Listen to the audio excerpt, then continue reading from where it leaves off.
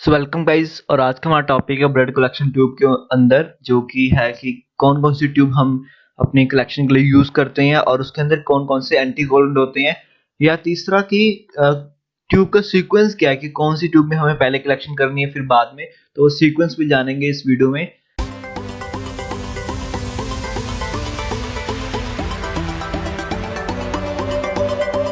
सबसे पहले देखते हैं कि जो ट्यूब है उसका एक्चुअल मतलब क्या है। सो वो ट्यूब है, उसके अंदर वैक्यूम होता है, इसलिए उसको वैक्यूम ट्यूब भी कहते हैं। और जो इंडिया में मोस्ट कॉमनली यूज होता है वो होता है बीडी वैक्यूम। ठीक है। सेकंड क्वेश्चन की, ट्यूब में अलग अलग कलर के वो ढक्कन होते हैं, यानी टॉप उनका किसी का लेवेंडर किसी का ब्लू। तो उसका क्या रीजन है?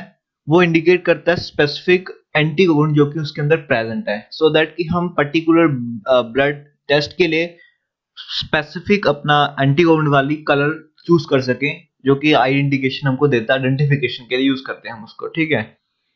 अब ये कुछ एंटीकोगुलेंट की ट्यूब है, आप देख सकते हो अलग अलग वाइल के टॉप के हिसाब से उसमें एंटीकोगुलेंट होते हैं, जिसको हम देखने वाले हैं कि कौन कौन सी ट्यूब में कौन कौन से एंटीकोगुलेंट होते हैं। सबसे पहले देखें तो ईडीटीए, जो कि मोस्ट कॉमन यूज होता है हर लेबोरेटरी में, हर किसी को पता होगा। तो इसकी फुल फॉर्म होती है इथाइलिन डायमिन टेट्राएसिटिक एसिड, जो कि इसके अंदर सॉल्ट होते हैं। दो तरह के सॉल्ट कॉमनली जो मिलते हैं, डाई पोटेशियम या डाई सोडियम। ठीक है। सो ईडीटी डाई सोडियम या ईडीटी डाई पोटेशियम, ये दो सॉल्ट होते हैं इसके अंदर। मतलब दो सॉल्ट इकट्ठे नहीं होते, अकॉर्डिंग टू जो हमने चूज करना है। डाई पोटेशियम मिल सकता है हमको, डाई सोडियम भी, हमारे पे बेस पे कि हम कौन सी रिक्वायरमेंट करते हैं। और जो ये टेस्ट होता है ये किसके लिए यूज करते हैं हम? मेनली सीबीसी, ईडी, उसमें सब आ गए, फिर प्लेटलेट, टीएलसी, डीएलसी। और अगर एक वर्ड में बोलूं तो हेमाटोलॉजी की तरफ, ये हमको ये लेवेंडर कलर की ट्यूब है, उसमें सारे टेस्ट हेमाटोलॉजी के होते हैं।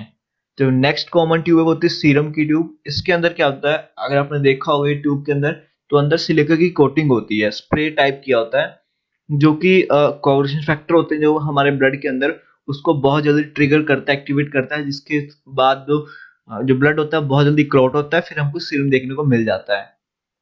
थर्ड जो कॉमन ट्यूब होती है, जो मेनली आपने देखी भी होगी, वो होती है सिट्रेट वाइल, जिसके अंदर हमारे हमारे पास सिट्रेट होता है 3.2% सोडियम सिट्रेट।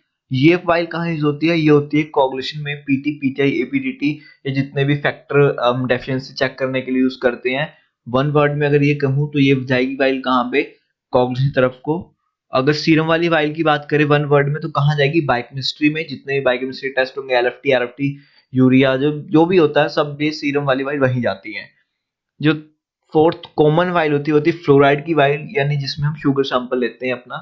ठीक है। तो इसके अंदर डायबिटीज पेशेंट का सैंपल लिया जाता है टू चेक द शुगर। अब आते हैं कुछ अनकॉमन वाइल, जो कि मतलब रेयरली यूज होती हैं पर हमको पता होना चाहिए। उसमें से है हेपरिन ग्रीन कलर की वाइल, जो कि हम साइटोजेनेटिक्स में यूज करते हैं। और बायोकेमिस्ट्री में जो अपने एलिमेंट होते हैं ना, जैसे एलिमेंट जैसे सोडियम, पोटेशियम, लिथियम, ये जो होते हैं, इनकी डिटेक्शन के लिए इलेक्ट्रोलाइट, बेसिकली उनका नाम कहते हैं इलेक्ट्रोलाइट, उनके लिए हम ये हेपरिन वाइल यूज करते हैं। तो दिमाग में रखना, सीरम वाइल में तो हम कर ही सकते हैं इलेक्ट्रोलाइट, पर हेपरिन में बहुत फास्ट होता है। अगर हमें फास्ट चाहिए इलेक्ट्रोलाइट रिजल्ट, तो हेपरिन में, क्योंकि इसमें तो टाइम लगेगा इसको क्लॉट होने में, but as it is whole blood लिया और हम इसमें कर सकते हैं इलेक्ट्रोलाइट भी। और साइटोजेनेटिक्स में भी ये यूज होती है हेपरिन वाइल। अब है सीरम विद जेल, ये जो अपने गोल्डन कलर की देख रहे होंगे, येलोइश कलर की, इसके अंदर क्या होता है, नीचे जेल होता है। ठीक है। तो ये सीरम सेपरेशन, आपने सुना होगा सीरम सेपरेशन वाली वाइल, तो वही वाली वाइल है ये। इसके अंदर जेल होता है, नीचे सिलिका ही जेल होता है। और एक है इसके साथ ही फिर ये सीरम विद जेल, मतलब इसके नीचे भी सीरम होता है। ये मतलब डार्क रेड नहीं होती है, हल्का हल्का ऑरेंजिश टिंज होता है इसमें। बेसिकली यार ये तीनों वाइल सीरम कलेक्शन के लिए यूज होती हैं। बीच वाली वाइल में सिल्क की कोटिंग होती है, इसमें सिल्क की कोटिंग नहीं होती, ये प्लेन होती है। मतलब जो हल्की डार्क रेड से थोड़ी हल्की रेड होती है, ऑरेंज टिंज देख रहे होंगे आप इसमें। इसमें नीचे जेल मिल भी सकता है, नहीं मिल सकता, पर एक बात है कि ये प्लेन होती है अंदर से, इसके अंदर कोई सिल्क की कोटिंग नहीं होती। और एक बात मैं कहूँ कि यार ये जो वाइल है, मतलब ये कंफ्यूजन हमेशा ही रहती है, क्योंकि डब्ल्यू के अकॉर्डिंग इनका कुछ रूल निकला ही नहीं कि ये वाली ऐसी, ये वाली ऐसी। अकॉर्डिंग टू बीडी जो जो कंपनियां होती हैं, वो अपनी नीड के हिसाब से हल्का हल्का इधर से कलर चेंज करती रहती हैं, सो दैट स्पेसिफिक अपने आप को एक स्टैंड आउट कर सके अलग कम्युनिटी से, उस करके। और उसका रिजल्ट होता है कि हमें माइंड खपाना पड़ता है ये कौन सी है कौन सी। बट आप ध्यान में रखना कि मेनली हमें इसमें ध्यान रखना है, जो सीरम वाली वाइल होती है इसके अंदर सिल्क की कोटिंग होती है, नहीं भी होती तो वो हल्की सी रेड होती है, फिर मतलब ऐसी वाली। और अगर जेल हुआ नीचे तो सीरम विद जेल ये देखने को मिल जाएगी हमको। और बाकी तो इनमें तो कोई डिफरेंस है ही नहीं। लास्ट फिर एक होती है ESR को यूज करते हैं हम, ब्लैक वाली वाइल, इसके अंदर सिट्रेट होता है, पर ध्यान रखने की बात है 3.8% सिट्रेट ESR के लिए, 3.2% सिट्रेट हम PTPTI के लिए यूज करते हैं। आई होप आप समझ गए होंगे। अब देखते हैं कि हर ट्यूब का क्या मतलब है। उससे पहले यार एक ट्यूब के बारे में और देख लेते हैं जो हमारी ब्लड के यूज होती है, यानी ब्लड कल्चर के लिए। इसके अंदर जो एंटीकोगुलेंट होता है वो होता है सोडियम पॉलीइथेनॉल सल्फोनेट, बहुत इंपॉर्टेंट है MCQ रिगार्डिंग क्वेश्चन ये। सेकंड चीज जो है, इसके अंदर अंदर ग्रैन्यूल से भी होते हैं जिनको हम रेजिन कहते हैं। तो जैसे किसी बंदे को कोई बीमारी हुई या ना किसी को बैक्टीरियल इन्फेक्शन हुई तो डॉक्टर उसको दवाई दे देता है, तो दवाई दी यानी वो दवाई अपना असर भी करेगी। तो अगर इनके ऐसे ऐसा हम ब्लड ले लेते हैं जो बंदा दवाई ले रहा हो, तो वो दवाई क्या करेगी, बैक्टीरिया ग्रो होने नहीं देगी क्योंकि मार देगी वो तो ग्रो। उसी को न्यूट्रलाइज करने के लिए इसके अंदर रेजिन होते हैं जो कि एंटीबायोटिक का इफेक्ट न्यूट्रलाइज कर देते हैं, सो दैट कि वो बैक्टीरिया अच्छी तरीके से ग्रो हो और हमें उसका पता चले कि कौन सा बैक्टीरिया है, ताकि हम स्पेसिफिक दवाई उसके लिए चला सके। तो ये, अब बात करते हैं सीक्वेंस की, तो सबसे जो फर्स्ट में आती है वो यही होती है कि हमें ब्लड कल्चर वाइल हमें सबसे पहले यूज करनी चाहिए। इसका रीजन ये है क्योंकि इन्फेक्शन से हमें बचाना है, क्योंकि जो पर्टिकुलर बैक्टीरिया हमें वही चाहिए। अगर हम बहुत देर तक नीडल को लगा के रखेंगे और पहले और किसी वाइल में भरते रहेंगे ब्लड, लास्ट में इसमें लेंगे, तो जो टाइमिंग होगा इतने बीच का, तो एयर में जो पार्टिकल्स है वो सिरिंज के आसपास चिपक सकते हैं, या मतलब कैसे भी करके हमें मतलब जो पर्टिकुलर बैक्टीरिया चाहिए उसमें कंटेमिनेशन आ सकती है बाय एयर, और जो भी हम हाथ लगाएंगे इधर उधर करके। तो इसलिए हम जो फर्स्ट प्रेफरेंस देते हैं वो देते हैं कल्चर वाइल को। अगर ये ऑप्शन में हो तो आपने ये लिखना है। देन जो सबसे बाद इसके बाद आती है वो होती है फिर हमारी सिट्रेट वाइल। ध्यान रखना सिट्रेट वाइल सेकंड में यूज होती है। सेकंड में यूज होने का मतलब क्या है, जितनी देर तक हम पिक करके रखेंगे तो उतनी देर हमारी बॉडी रिस्पॉन्स भी तो करेगी ना, ब्लीड को रोकने के लिए क्लॉटिंग फैक्टर एक्टिवेट होंगे। अगर ऐसे क्लॉटिंग फैक्टर इसके अंदर वाइल के अंदर आ जाए तो वो क्या करेंगे, डिफरेंशिएट कर देंगे हमारे रिजल्ट को, जो कि एपीटीटी पीटीटी में हमको देखने को मिल रहा है, या इसके अंदर ही माइक्रोक्लोट बनने के चांस हो सकते हैं। इसलिए हम जल्दी जल्दी इसको निपटा देते हैं, इस वाली वाइल को, सेकंड वाली वाइल को, जो कि सिट्रेट वाइल है, कोगुलेशन में यूज होती है।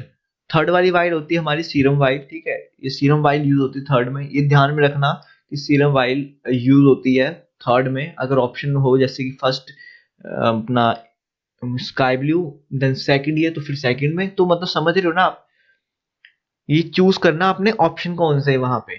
अगर पूरा का पूरा फ्लो बताऊं तो सबसे पहले ये यूज होगी, फिर अपनी सिट्रेट वाइल, फिर प्लेन वाइल यूज होती है, देन फिर यूज होगी हमको ये दोनों। फोर्थ में ये दोनों यूज कर सकते हैं, जिसके अंदर एक के अंदर जेल है, एक के अंदर विदाउट जेल, और जेल के साथ भी हो सकती है, पर इसके अंदर कोई सिलिका की कोटिंग नहीं होती। ठीक है। फिफ्थ में जो यूज होगी वो होगी हेप्रिन वाइल, जो कि हम कोagulation अपने साइटोजेनेटिक्स या फिर अपने इलेक्ट्रोलाइट्स के लिए यूज करते हैं फिफ्थ में। सिक्स्थ में है फिर लेवेंडर वाली ईडीटी वाइल। सेवंथ में आएगी फ्लोराइड वाली वाइल, और एट्थ में आएगी फिर हमको अपनी ESR वाइल। ठीक है।